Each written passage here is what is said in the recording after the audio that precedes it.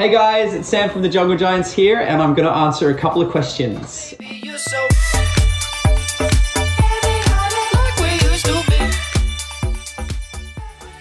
The first song I ever wrote for Jungle Giants was You've Got Something, I'm pretty sure. I remember I was living at my mum's house, and I had an acoustic guitar in my bedroom, and I was always strictly banned from playing the acoustic guitar after 11 p.m. because my room was beneath her and it would always wake her up.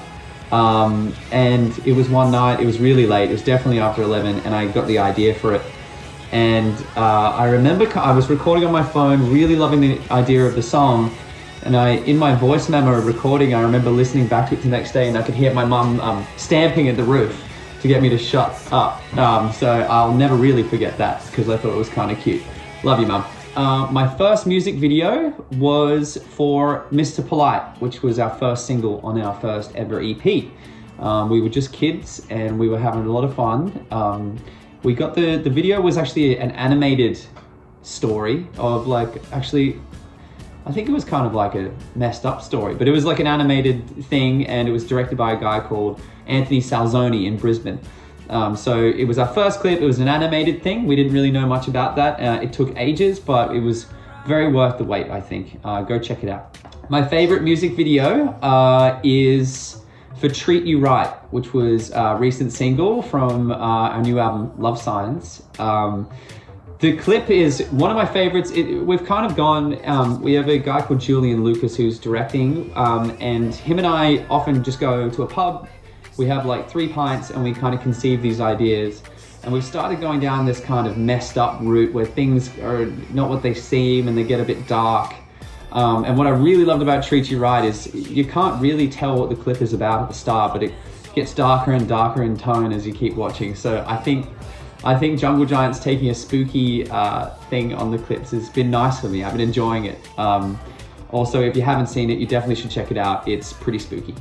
I think at the moment, I mean, it changes, but I think at the moment it's Love Signs, which is the title track of our new album, Love Signs, which is one of my favorites ever. I made it with my partner, and it was kind of just a really late night. We would kind of just messing on lyrics until like 5 in the morning. And I love the line, love signs, baby, you've been beaming out, baby, all night long, leaving all those messages on my phone. The reason why I like that is it's just so conversational. I'm pretty sure we were just saying that to each other at the time. And I think for me, conversational lyrics are starting to become things that really stick with me. I just feel like the more real they sound, the more they kind of haunt you. So yeah, it's Love Signs. 8 was Used to Be in Love. That one, it's crazy. Like we put out Quiet Ferocity. We kind of done all our singles at the time, and we never really thought that Used to Be in Love would be the song that it is. I think it's like, yeah, it's just gone double platinum, which is crazy. It's one of our most played songs ever, and it was like the 5th song released as a single, but we hadn't even really thought of it being a single. It's just fans were just playing it over and over again, and it was starting to stream more than the others.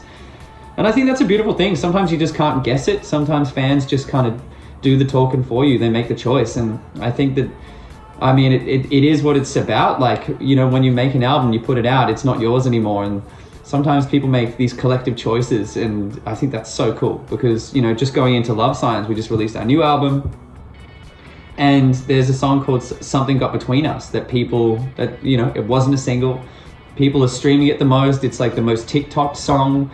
I think it's just one of those cool things where the fans kind of send you these little messages, and they kind of like liking the track in a way that it's kind of cool because we haven't played any shows on the tour yet. We've kind of had to postpone our tours. So this is a way of me getting to hear my fans, which is super cool.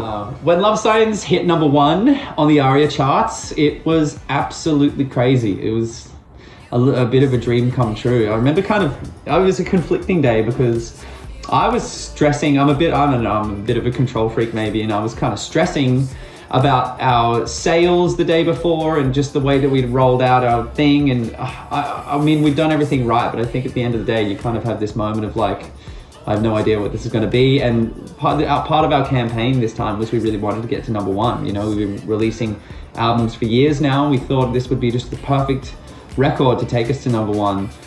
And I remember that moment. I went to my manager's house and we had like he'd hidden champagne everywhere, but we had a call with like our team and they released the numbers and showed us that we'd got number one. And I just remember saying to Chisira, I felt like all my nerves were vibrating. It was kind of just like I had a lot of shock, and it made me think. I got really emotional just thinking about how, making the record, just like in lockdown, stuck in my house in Melbourne, just day in, day out for months. And I feel like that record really helped me get through a hard time, and seeing that it was connecting with so many people was just hard to fathom, and it was just a really beautiful moment. So I'll never forget that, and it makes me want more.